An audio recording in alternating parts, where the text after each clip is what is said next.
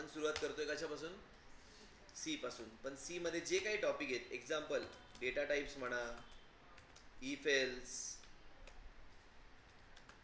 Loop, array, pointer, structure, okay,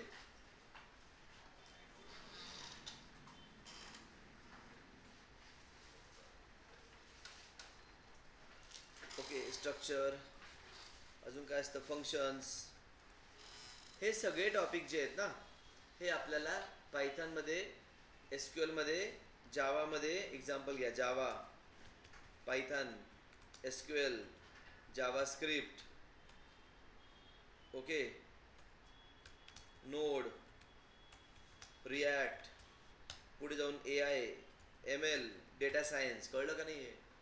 सगळ्यांसाठीच हे लागतंय. क्लिअर? म्हणजे याचा अर्थ मी काही सी शिकतोय का? नाही. हे झालं सॉफ्टवेअर प्रोफेशनल. क्लिअर? मी सॉफ्टवेअर लँग्वेजेस, प्रोग्रामिंग लँग्वेजेसमध्ये जे काही कॉमन लॉजिक लागत आहे, ज्या गोष्टी टॉपिक्स कॉमन लागत आहे, त्या सगळ्या मी कशा शिकतोय? सी मध्ये शिकतोय. फक्त लँग्वेज काय आहे? सी आहे. Yes or no? सिंटॅक्स कोणाचा आहे? सीचा आहे. पण तेच लॉजिक जावात पण चालेल, तेच लॉजिक पायथॉनमध्ये पण चालेल. क्लिअर? जर मी तुम्हाला इथे पॅटर्न बनवायला शिकवला, पॅलिंड्रॉम नंबर शिकवला, रिव्हर्स नंबर शिकवला, तो तुम्ही कोणत्या पण लँग्वेजमध्ये बनवू शकता. क्लिअर? Understood right? तर तो माइंडसेट पहिले क्लिअर ठेवायचा.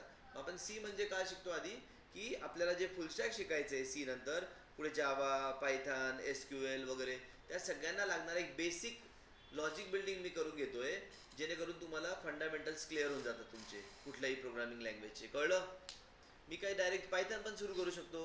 आता मग त्यासाठी लोक काय करतात, एखाद्या ठिकाणी जावाचा क्लास लावला, याच्यावर तुमचा कमीत कमी एखादी महिना टाकून देतील जावामध्ये. जावा यासाठी नाहीच आहे शिकायला. क्लिअर?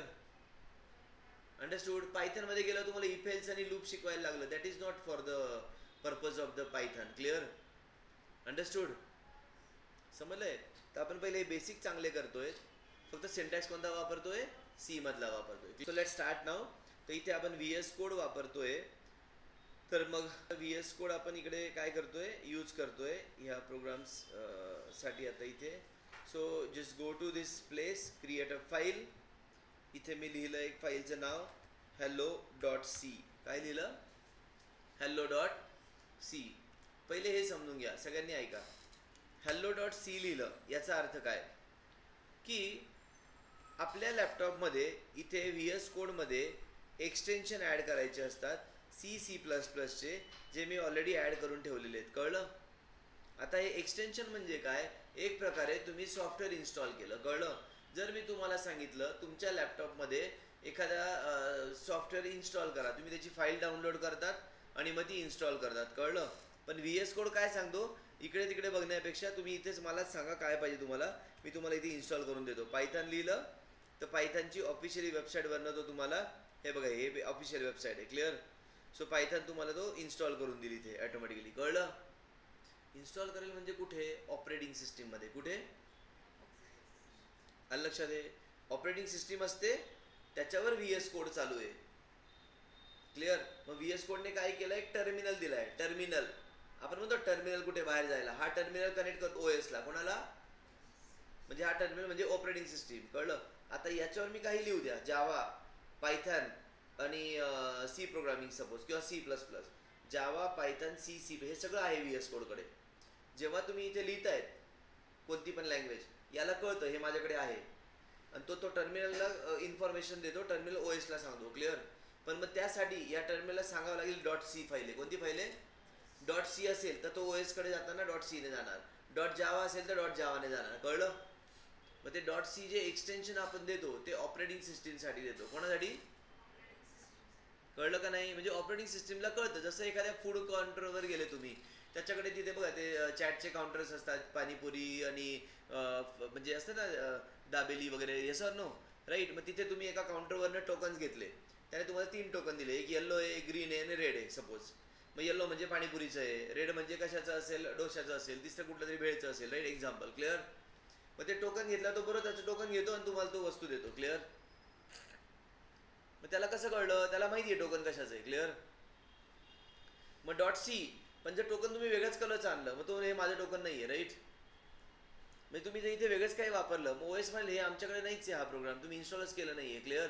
अनडिफाईन म्हणायचो, काय म्हणणार, अनडिफाईन म्हणणार. Clear. Understood. Yes or no. जसं मी तुमच्याशी मराठीत बोलतोय कारण की तुम्ही आता महाराष्ट्रात राहतात, सगळ्यांना मराठी येते, म्हणून आपल्या ब्रेन म्हणजे ऑपरेटिंग सिस्टीम आहे. काय आहे, आपल्या ब्रेनला लहानपणापासून मराठी शिकवलं गेलं आहे म्हणून तुम्हाला ते कळतंय. मी जे इथे तमिळमध्ये बोललो सपोज किंवा जापनीजमध्ये बोललो ते तुम्हाला नाही कळणार, ते मला पण येत नाही. Example. Clear. Yes or no. अलग लक्षात आहे. कारण की तुमच्या ओएस मध्ये ती लँग्वेज इन्स्टॉल नाही ना, मग तुम्हाला ती इन्स्टॉल करावी लागेल. म्हणजे काय, शिकावी लागेल. शिकलो म्हणजे आपल्या ब्रेनला ती लँग्वेज कळायला लागेल, मग कोणी बोललं तर आपल्याला समजेल. क्लिअर. मग तो कंपायलर असतो आपल्या ब्रेनमध्ये, तो ते ॲक्सेप्ट करतो आणि कन्वर्ट करतो, आपल्याला कळेल त्याच्यामध्ये. क्लिअर. अंडरस्टूड. राईट. कळलं का नाही. मी जेव्हा म्हटलं 2+3 इंग्लिशमध्ये किती झाले 5 आणि 2+3 किती झाले 5, बरोबर आहे. आता हे झालं मराठी इंग्लिशमध्ये बिकॉज आपल्या ब्रेनला ते येतं. हे जर चायनीजमध्ये 2ला काय म्हणतात आणि 5ला काय म्हणतात, ॲडिशन येते पण ते शब्द ओळखीचे नाही ना. Yes or no. तुम्हाला असं म्हणजे आपण म्हणू की आपल्याला चायनीजमध्ये ॲडिशन येत नाही आहे because that things are not clear to our brain. मग हे याचा अर्थ मला काय सांगायचं नीट आहे का, जेव्हा मी 2 बोललो तर आपण लहानपणापासून इंग्लिश शिकलेलो आहे, मग आपल्याला तो ब्रेनला ओळखीचा होतो. मग तो इंग्लिश जे शिकलेलो लँग्वेज, ही लँग्वेज त्याला ॲक्सेप्ट करते आणि आपल्या ओएसमध्ये कन्वर्ट करते, म्हणजे आपल्या ब्रेनमध्ये. कळलं. आता ब्रेनमध्ये कन्व्हर्जन जे होत असेल ते कोणत्या फॉर्मॅटमध्ये होतं, काहीतरी ब्लड सेल्समध्ये होतं, काय होतं, न्यूरॉन्समध्ये होतं, that structure we don't know. Clear. Yes or no. तसंच काम ऑपरेटिंग सिस्टीम करते. क्लिअर. ती काय म्हणते, तुम्ही जावा वापरा, पायथन वापरा, सी वापरा का C++ वापरा, तुम्ही तुमचे सिंटॅक्स वापरा, पण माझ्याकडे येताना ते एकच असतं आहे 0 आणि 1. कळलं. कारण मला मशीन लँग्वेजच कळते, मला हे बाकी लँग्वेज कळत नाही. ह्या तुमच्या लँग्वेज आहे ह्युमनच्या, कारण वी आर ह्युमन ना. Yes or no. तो म्हणतो माझी लँग्वेज नाही आहे ना ती, मला तुम्ही चारही काही वापरा, तुम्हाला जे वापरायचं ते. प्रिंटेबला प्रिंटेब म्हणा किंवा शो म्हणा, ते तुम्ही ठरवा तुमची लँग्वेजमध्ये. कळलं. क्लिअर. पण मला देताना तुम्ही मला कन्वर्ट करून द्या, ही तुमची जबाबदारी. क्लिअर. काय बोललो समजतंय ना. So we are understanding how the program is compiling internally. Clear. काय होतं एक्झॅक्टली. मग तो कंपाईल करताना तो त्याच्या फाईल्स देतो त्याला, मग त्याला हिडर फाईल्स लागतात, त्या हिडर फाईल तो काही फंक्शन्स घेतो. कळलं. पायथनमध्ये मॉड्यूल घेतो, जावामध्ये पॅकेजेस घेतो, आणि तो सगळे मिळून त्यांचा एक बंडल बनवतात आणि तो तेव्हा मशीनला कन्वर्ट करून देतात. कळलं. Understood. Right. Yes or no. तर प्रोग्रामिंग समजून घ्यायला खूप इंटरेस्टिंग आहे ॲक्च्युली. याच्यात जर आवड निर्माण झाली ना तुम्हाला, it's like a very interesting things आहे. हे कसं बनवलं गेलं असेल अशी क्युरियोसिटी पाहिजे. आपण तर लँग्वेजेस शिकतोय. ओके. तर आता आपण इकडे आलो, hello.c बनवलं, इथे लिहिलं आहे hash include stdio.h integer main.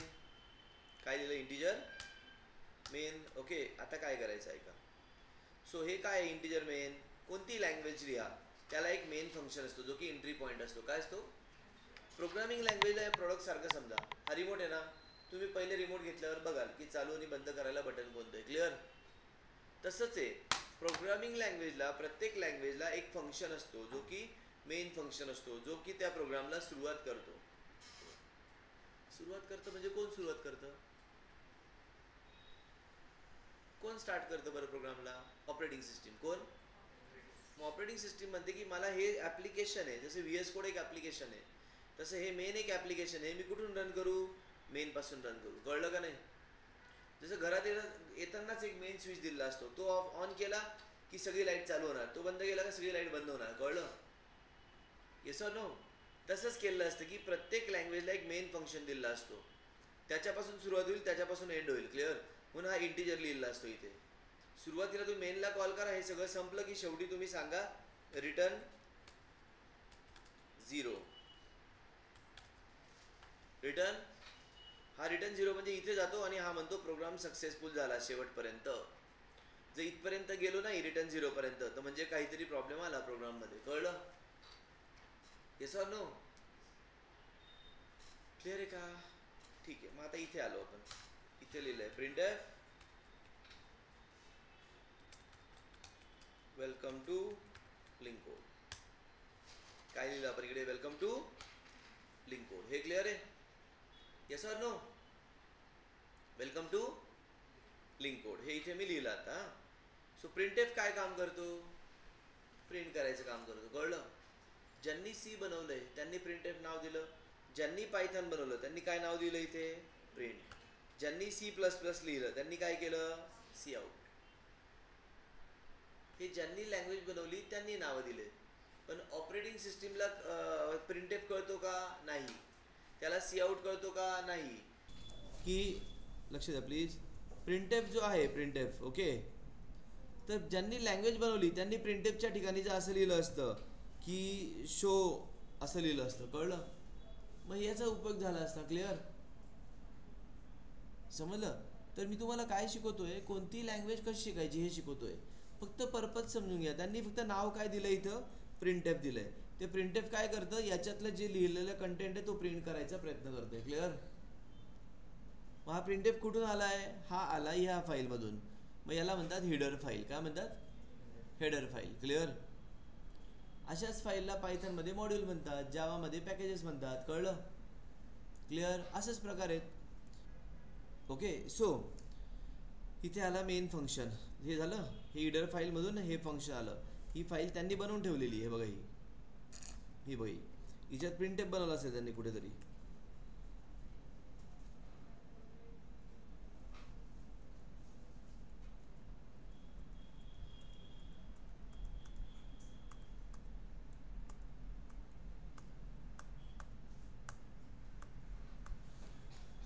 Direct एक काम करू, प्रिंट एफलाच क्लिक करतो.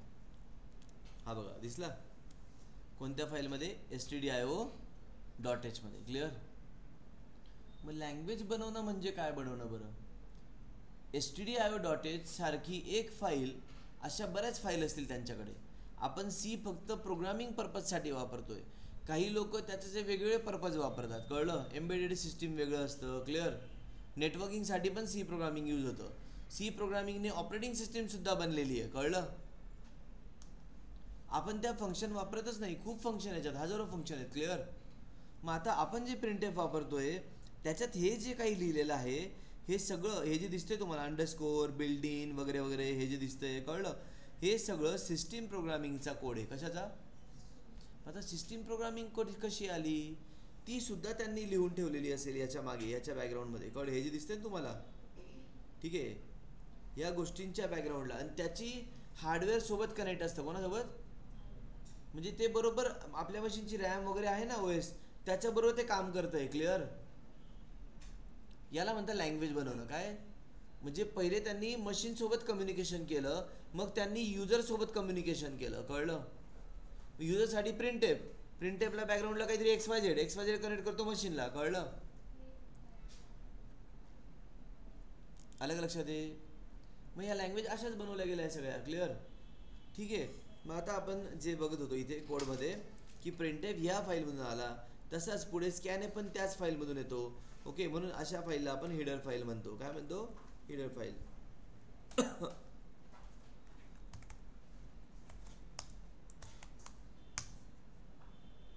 याला कंपाईल केलं, इथे एक फाईल तयार होते a.exe नावाची. ही आता नवीन झालेली इथे a.exe. Welcome to Link Code. Clear. काय आलं, वेलकम टू लिंक कोड. म्हणजे त्याने रन कोणाला केलं, a.exe ला केलं. exe फाईल म्हणजे मशीन डिपेंडंट फाईल. समजलं का नाही. आपण लिहिलेली आहे ही इंग्लिश लँग्वेज आहे, ही झाली हाय लेवल लँग्वेज. याला कंपाईल केल्यावर त्याने मशीन लँग्वेज बनवली आणि ती मशीन लँग्वेज तुम्हाला रन करून दिली आहे. कळलं. Yes or no. सगळ्यांना क्लिअर आहे इथपर्यंत, राईट. ओके. ओके. सो तर आता आपण पहिला प्रोग्राम इथे काय बनवतो, सिम्पल. आता मी माझं नाव लिहिलं इथे,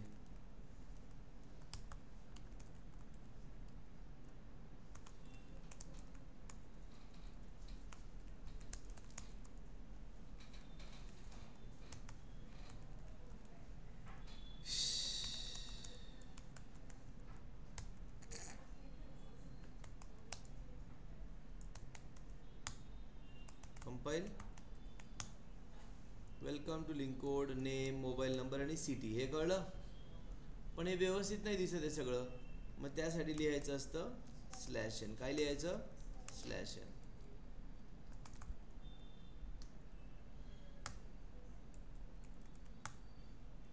welcome to Link Code, name, mobile number आणि सिटी.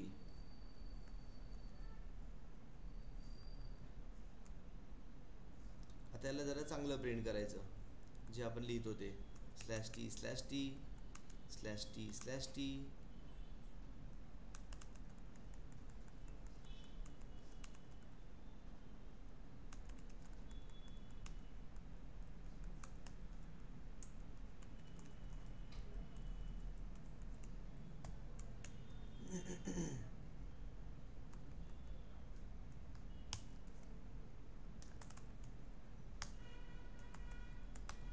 आलं की नाही हे? आता एक कोलन मागे राहिलेत ना थोडेसे अजून, इथे अजून एक /t द्या. /t म्हणजे स्पेस. कंपाईल आणि रन करायला. आलं का व्यवस्थित आउटपुट? कळलं? तर या पहिल्या प्रोग्राममध्ये आपण काय शिकतोय? फक्त प्रिंटएफचा यूज. प्रोग्राम कसा लिहायचा, कुठे सुरुवात करायची. तुमच्याकडे आता जर कंपायलर नसेल तर थोड्या वेळ तुम्ही काय करा, इथे ऑनलाईन GDB वापरा. ऑनलाईन GDB हा कंपायलर वापरून, ओके, सी कंपायलर, आणि इथे प्रोग्राम लिहा तुमचा फक्त, आणि इथे लँग्वेज सी आहेच ऑलरेडी, आणि रन करायला. इथे हॅलो वर्ड आलं की नाही? Yes or no? Just write down your program here right now if you don't have any proper compiler. मग त्याचं आपण सगळ्यांचा सेटअप करून घ्यायचा आहे मला. कशाचा? VS कोडचा. त्याच्यात बऱ्याच पाथ वगैरे सेट करावे लागतात. ओके, नॉर्मली प्रोग्रामची सुरुवात कशी करावी, एरर जर आली तर ती कशी शोधायची असते ती. एक्झाम्पल, इथे बायचान्स सेमिकोलन नाही लिहिला मी आणि याला कंपाईल केलं, तर इथे याने दाखवलं मला लाईन नंबर 7ला सेमिकोलन मिसिंग आहे. कळलं? Yes or no? मग तो म्हणतोय, लाईन नंबर सांगतोय तो आपल्याला, एक्सपेक्टेड सेमिकोलन बिफोर प्रिंटएफ, म्हणजे ह्या प्रिंटएफच्या आधी, म्हणजे इथे. समजलं का नाही?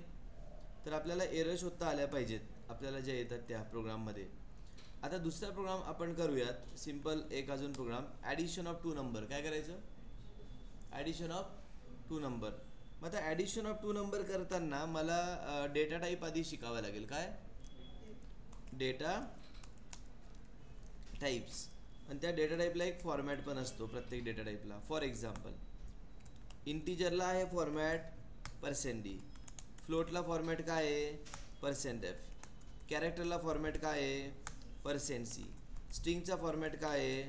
%s. कळलं? आता इंटिजर म्हणजे कोण? Example,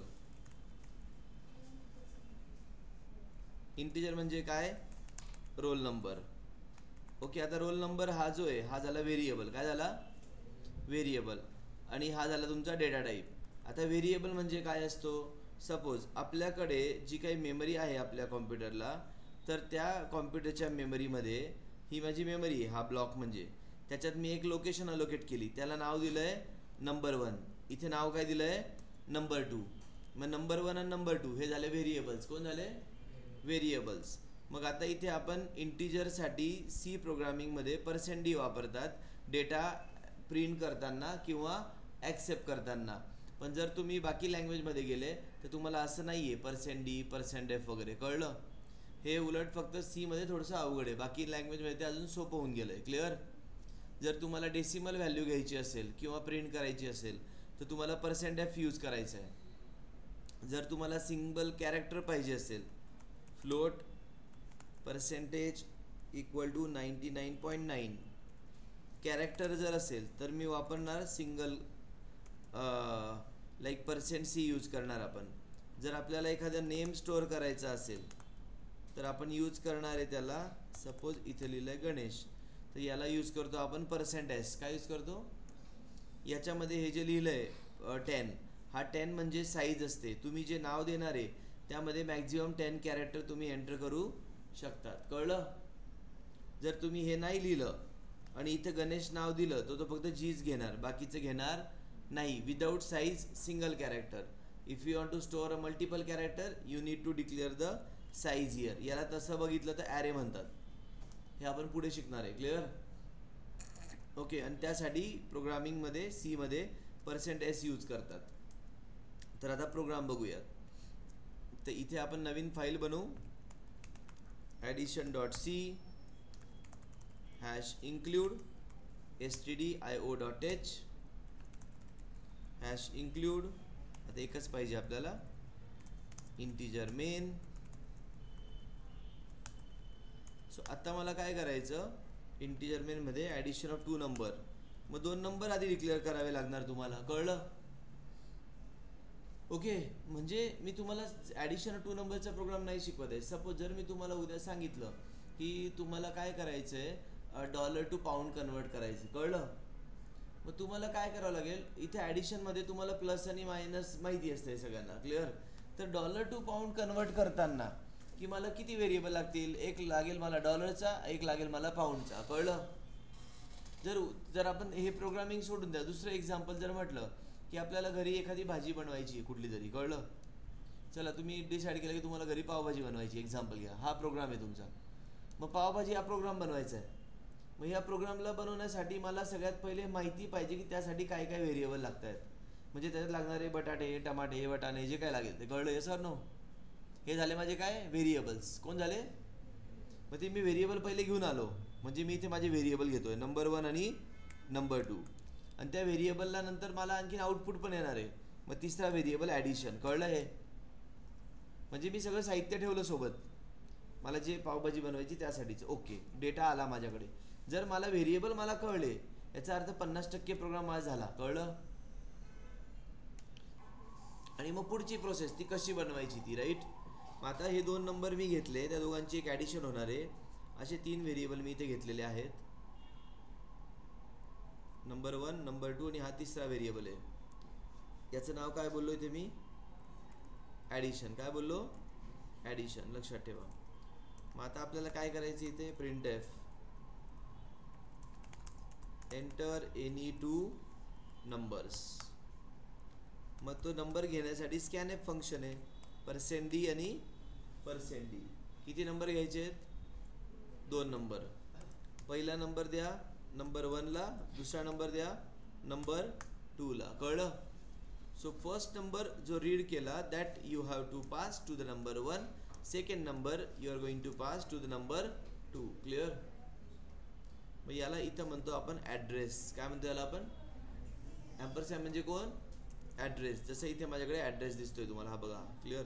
this is the address for number 1, this is the address for number 2, clear? Right? तुमचा पहिला नंबर याला जाणार, दुसरा नंबर याच्याकडे जाणार. आता काय करायचं, addition equal to number 1 plus number 2, ही झाली ॲडिशन. काय झाली? ॲडिशन. आता काय करायचं, print f addition is %d and add.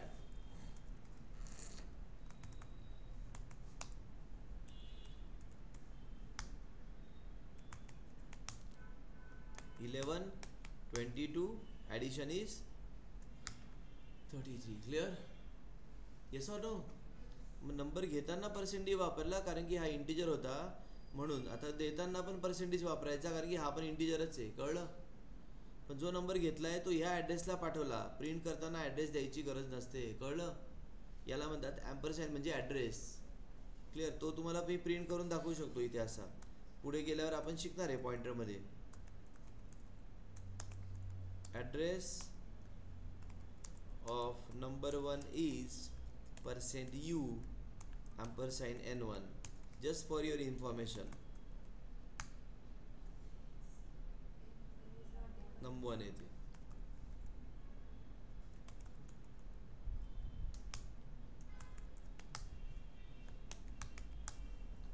किती ॲड्रेस आहे हा बघा, हा असा 64877576, कळलं? काहीतरी नंबर आलाय, क्लिअर? Yes or no? मग हा जो नंबर तुम्हाला दिसतोय ना इथे, हा नंबर म्हणजे मेमरीतला ॲड्रेस आहे. त्या ॲड्रेसला माझा पहिला नंबर गेला, कळलं? तो रँडम येईल, तो आपल्याला नाही माहिती कसा येईल. ओके, याची आता गरज नाही, हे काढून टाकतो मी, क्लिअर? हा प्रोग्राम सिम्पल झाला, ॲडिशन ऑफ 2 नंबर्स, क्लिअर? जर तुम्हाला इथे सबट्रॅक्शन करायला लावलं तर तुम्ही काय करणार, अजून एक व्हेरिएबल घ्याल, मल्टिप्लिकेशनसाठी व्हेरिएबल घ्याल. डिव्हिजन कशी करायची, नंबर 1 डिवाइड बाय नंबर 2. पण आन्सर पॉईंटमध्ये येऊ शकतं की नाही, म्हणून मग रिझल्ट घेताना मी फ्लोट घेतला. काय घेतला? Float. Subtraction is equal to number 1 minus number 2 multiplication is equal to number 1 into number 2 division is equal to number 1 divided by number 2 clear. आता प्रिंट करूयात. Addition is this. पण ॲडिशनचं पहिले एक काम करतो. Addition of percent D and percent D is a percent D. Addition of number 1 and number 2 is add. म्हणजे पहिला पर्सेंट डी म्हणजे नंबर 1, दुसरा पर्सेंट डी म्हणजे नंबर 2, तिसरा पर्सेंट डी म्हणजे ॲडिशन. हे कळलं? Yes or no?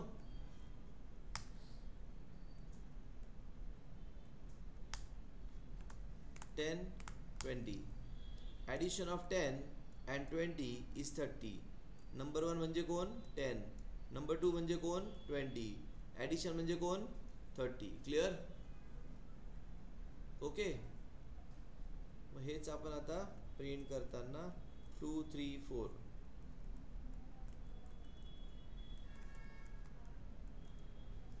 Subtraction of multiplication of and division of number 1 number 2 हे कोण असेल? SUB. हा कोण असेल खाली? MUL. हा कोण असेल इकडे? DIV. हा म्हणजे कोण? Percent F. कळलं का नाही? कारण काय? मला याला प्रिंट करायचं आहे.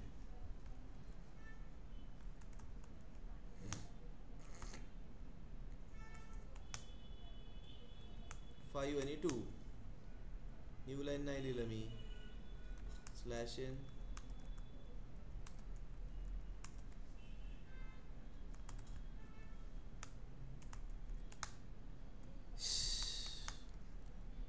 Five plus 2 7. 5 minus 2 3.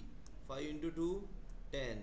5 divided by 2 2 आलं. 2.5 नाही आलं का? आता हा टॉपिक वेगळा आहे ॲक्च्युली, पण आता एक्झाम्पलमध्ये येतं आहे म्हणून मी तुम्हाला दाखवतो. एक इंटिजर जेव्हा दुसऱ्या इंटिजरला डिवाइड करतो ना, तो आन्सर इंटिजरच देतो, पण तो पर्सेंट Fमुळे 0.000 करतो आहे. कळलं? तो 2.5च्या पुढची व्हॅल्यू तो इग्नोर करतो आहे. मग त्यासाठी एक कन्सेप्ट शिकायची असते. पुढे गेल्यावर इथं ब्रॅकेटमध्ये फ्लोट लिहायचं असतं. याला म्हणता टाईप कास्टिंग. काय म्हणता? हे पुढे शिकणार आहे आपण. क्लिअर?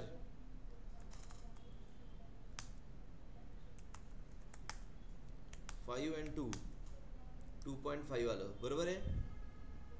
Yes or no? पण खूप सारे डिजिट्स आले तिथे पुढे, एवढे नको आहेत मला, म्हणून मी इथे लिहितो 0.2. काय लिहिलं? पर्सेंट आणि Fच्या मध्ये काय लिहिला? 0.2. ज्याच्याने काय होतं? आपल्याला दोनच डिजिट दिसत आहेत आफ्टर डेसिमल. कळलं? Yes or no? Right. So this is a very simple program. Addition, subtraction, multiplication and division of 2 numbers. सगळ्यात पहिली स्टेप असते रिक्वायरमेंट म्हणजे व्हेरिएबल डिक्लेरेशन. सेकंड असते इनपुट. थर्ड असते प्रोसेस. चौथं असतं आउटपुट. किती मोठा प्रोजेक्ट करा, ह्या 4 स्टेप्स आपल्याला कराव्याच लागतात. कळलं? रिक्वायरमेंटनुसार व्हेरिएबल, नंतर इनपुट, नंतर प्रोसेस आणि नंतर आउटपुट. क्लिअर? कळलं? उद्या एखादी प्रोजेक्ट जरी बनवायचा आहे मोठा, रिक्वायरमेंट क्लिअर पाहिजे. कळलं का नाही? पहिले प्रोजेक्ट क्लिअर पाहिजे, काय करायचं आहे. म्हणजे कॉलेजला ॲडमिशन घ्यायची 12वी नंतर, असं ठरवलं इंजिनिअरिंगला जायचं आहे. हा झाला प्रोजेक्ट. मग इंजिनिअरिंगला गेल्या ॲडमिशन घ्यायला काय काय डॉक्युमेंट लागत आहेत हे सगळे गोळा केले. ही झाली रिक्वायरमेंट व्हेरिएबल. मग कॉलेजला गेले प्रोसेस करायला. Right? Yes or no? That is called as process. सगळे डॉक्युमेंट घेतले. एक जरी डॉक्युमेंट नसेल तरी प्रोसेस होईल का? नाही होणार. कळलं? नंतर आला आउटपुट म्हणजे engineering. Clear? Yes or no?